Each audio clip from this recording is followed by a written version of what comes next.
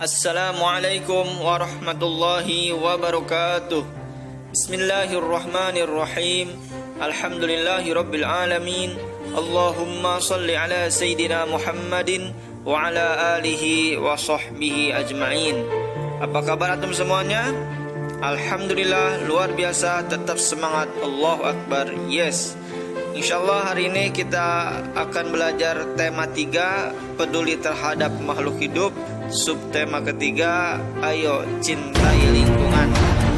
Sebelum kita memulai pelajaran, mari bersama-sama menyimak firman Allah yang terdapat dalam surat Al-Anfal ayat 11. إذ يغشيكم النعاس أمنة منه وينزل عليكم من السماء ماء ليطهركم به ويذهب عنكم رجز الشيطان وليربط على قلوبكم ويثبت به الأقدام. Islam adalah agama yang sempurna dan luar biasa. Kesucian dan kebersihan sangat diperhatikan dalam Islam. Rasulullah juga pernah bersabda, "At-tahuru syatrul iman." Kebersihan itu bagian daripada iman. Dan untuk menjaga lingkungan, Rasulullah juga pernah berwasiat kepada kita, irhamu man fil ardi yarhamkum man fis samai. Sayangilah, cintailah, rawatlah oleh antum apa saja yang ada di bumi, niscaya antum akan dicintai oleh ahli langit. Sekarang silahkan antum buka buku temanya halaman 105. Kita akan bersama-sama membaca tentang Udin, Lani, dan Beni yang pergi ke pasar. Pulang sekolah, Udin, Lani, dan Beni berkunjung ke pasar. Beni ingin membeli sapu ijuk titipan ibunya. Hari itu pasar terlihat ramai. Mereka masuk ke bagian dalam dan mencari penjual sapu ijuk. Tak berapa lama, Udin menutup hidungnya. Ia tak kuat menahan bau menusuk yang datang dari sampah yang berantakan di pasar. Lani dan Beni juga ikut menutup hidung mereka. Untungnya penjual ijuk segera terlihat.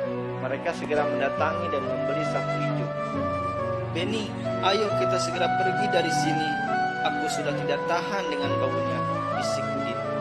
"Ya Udin, ayo kita pergi," sahut Beni. "Mengapa baunya bisa seperti ini teman-teman?" tanya Lani. "Sepertinya keadaan ini karena banyak sekali sampah yang tidak dibuang di tempatnya, sehingga baunya busuk. Aku khawatir pembeli bisa sakit." "Wah, kalau seperti ini terus, bisa-bisa nanti terjadi banjir karena aliran air tidak lancar," keluh Udin. "Apa yang harus kita lakukan ya teman-teman?"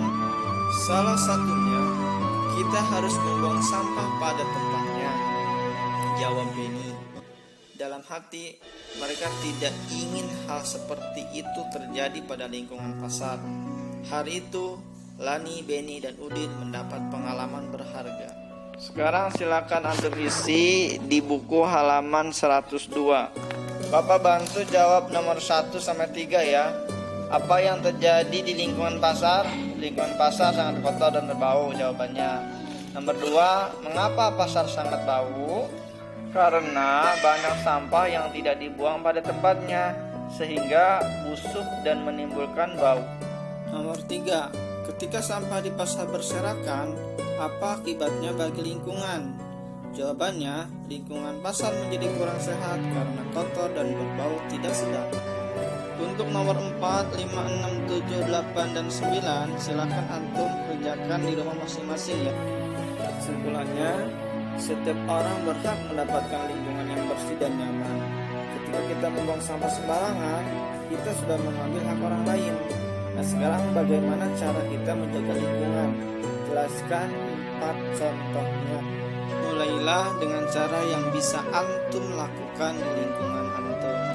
Sekarang kita akan membuat peta pikiran tentang cara menjaga lingkungan. Silakan ditulis tengahnya ya. Yang pertama, membuang sampah pada tempatnya. Yang kedua, menanam pohon di sekitar rumah. Yang ketiga, membersihkan selokan dari sampah. Sisanya silakan antum isi sendiri.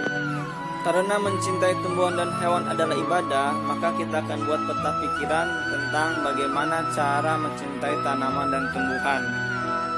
Yang pertama, menanam tumbuhan di pekarangan rumah.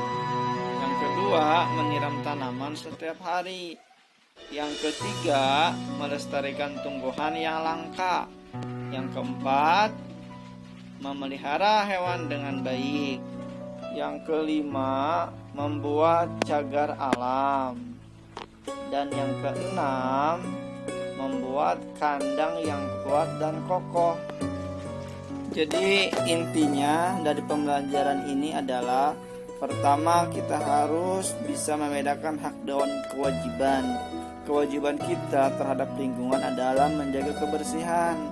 Hak kita adalah bisa melihat dan merasakan lingkungan yang bersih dan nyaman. Dan yang berikutnya, kita harus cinta pada makhluk Allah.